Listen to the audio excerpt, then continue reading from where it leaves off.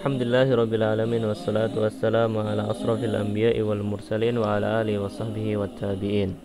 Allahumma shrah li sadri wa yassir li amri wahlul 'uqdatam min lisani yafqahu qawli. Allahumma inna nas'aluka ilman nafi'an wa rizqan thayyiban wa amalan mutaqabbalan. Ayuhat talaba hazzani Allahu iyyakum fi hadzal liqa.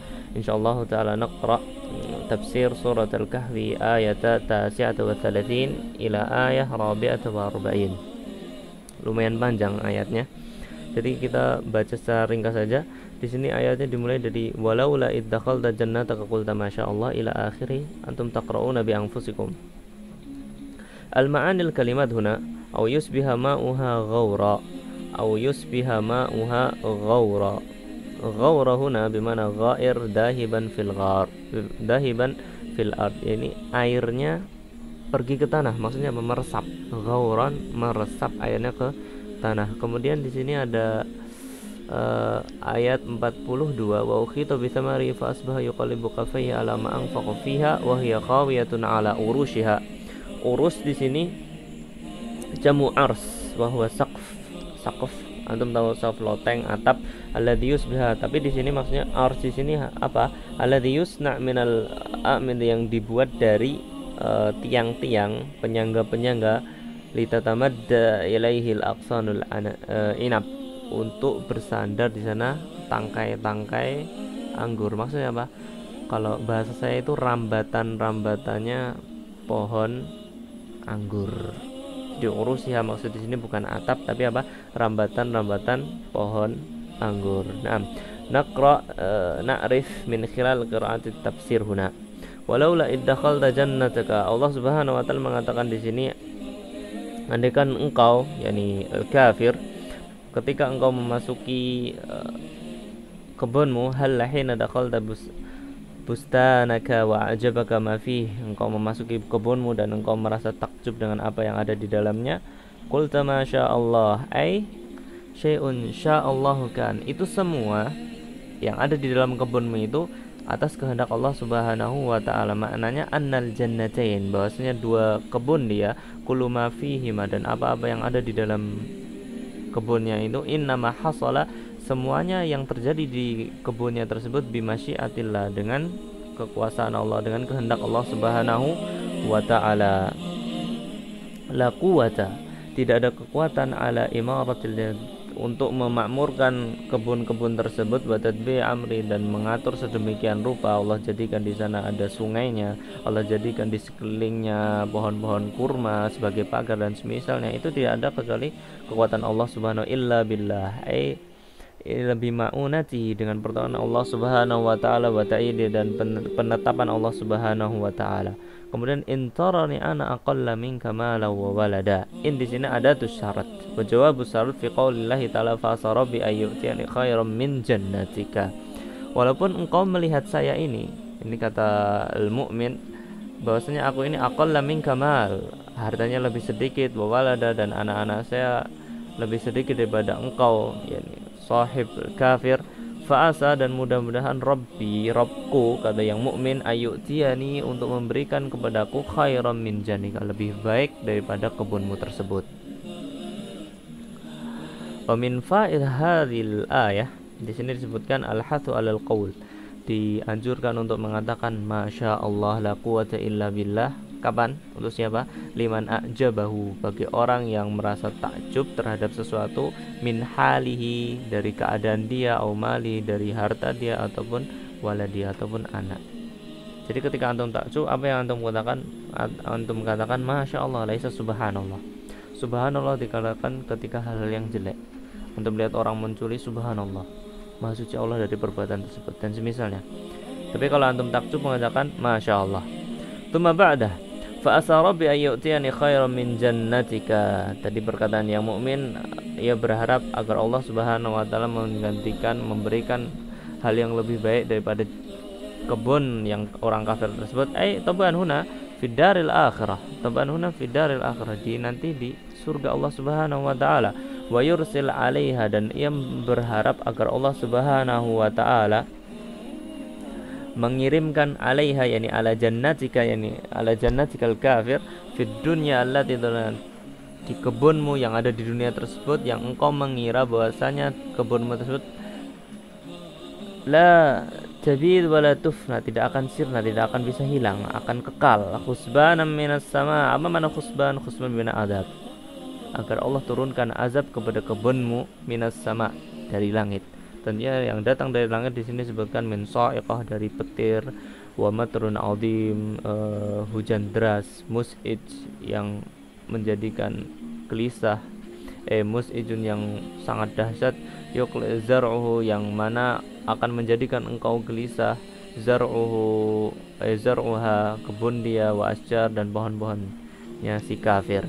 Fatus biha sa'id yang pada akhirnya akan menjadi sa'idan ardan jarda, tanah yang tandus, tanah yang bersih.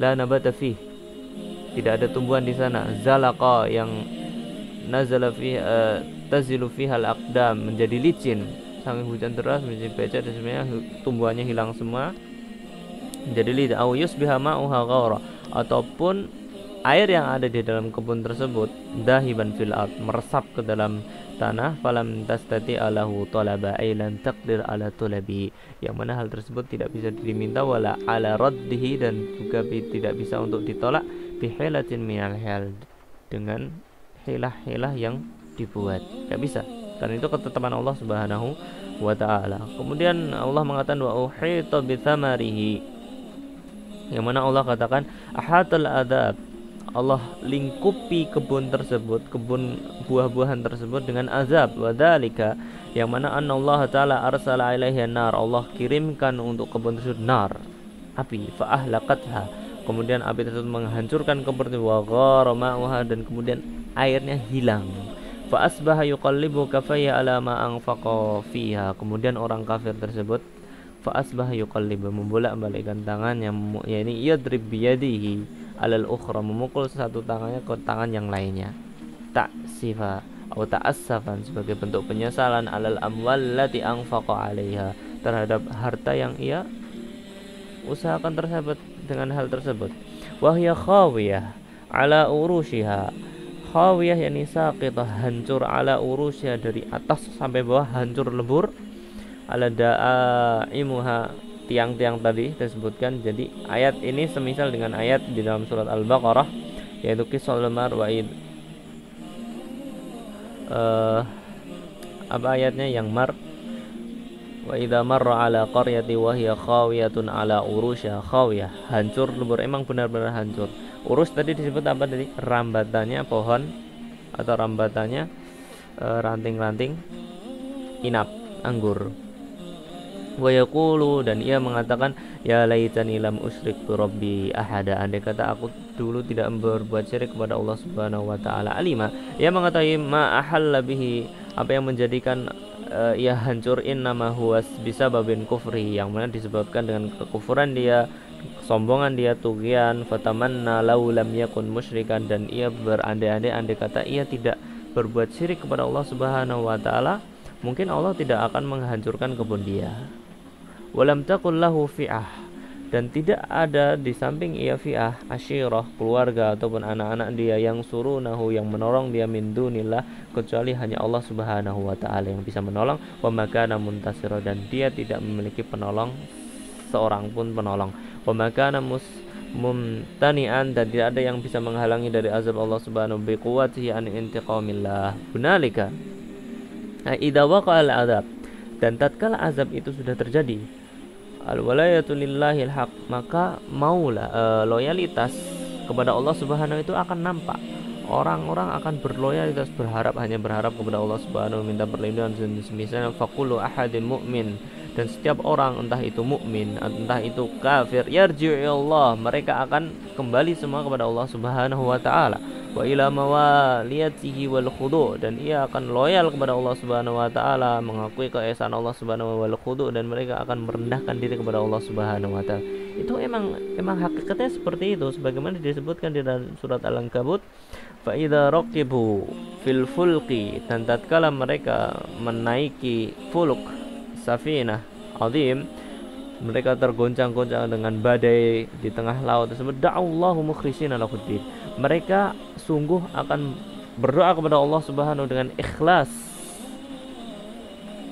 Ini berkaitan dengan orang kafir. Kalau antum mau baca silakan. Al-Ankabut ayat 65, fa idza raqibu fil fulki da'allahu mukhlishina lahuddin. Orang kafir, orang musyrik, tatkala mendapatkan cobaan yang sangat besar, mereka akan berdoa kepada Allah Subhanahu wa taala mukhlisin, dengan ikhlas.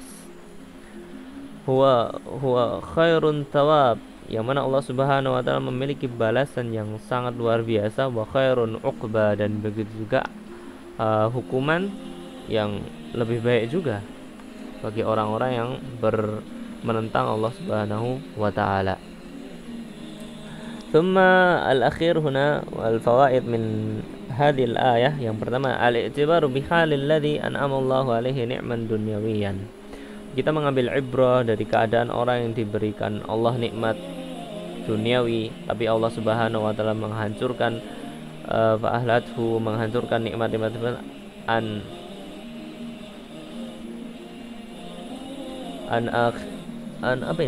akhiratihi wa adghathu, dari kedurhakaan dia, kesombongan dia, Allah hancurkan. Jadi kita ambil ibrah di sana. Kenapa Allah hancurkan nikmat yang sangat luar biasa itu? Karena dia sombong, karena dia bermaksiat kepada Allah Subhanahu wa taala dengan nikmat tersebut. Anna ma'alahal inqita wal idmikhlal, sama inqita, maka Allah putus nikmat tersebut. Fa'atsani an la'mal lati takunu lillahi azza wa jalla sawabuha khairun, bahwasanya amalan-amalan allati takunu lillah, yang mana ia ikhlas kepada Allah Subhanahu wa taala, akan mendapatkan sawabu khair, balasan yang lebih baik, wa aqibatuha qulu khair, dan pada akhirnya dia akan mendapatkan balasan-balasan yang sangat baik, yaitu di surga kelak. Naam, hada ma astati an ulqi lakum fi hadzal liqa. Aqulu jazakumullahu khairan katsiran. Tabatil yaum. Assalamualaikum warahmatullahi wabarakatuh.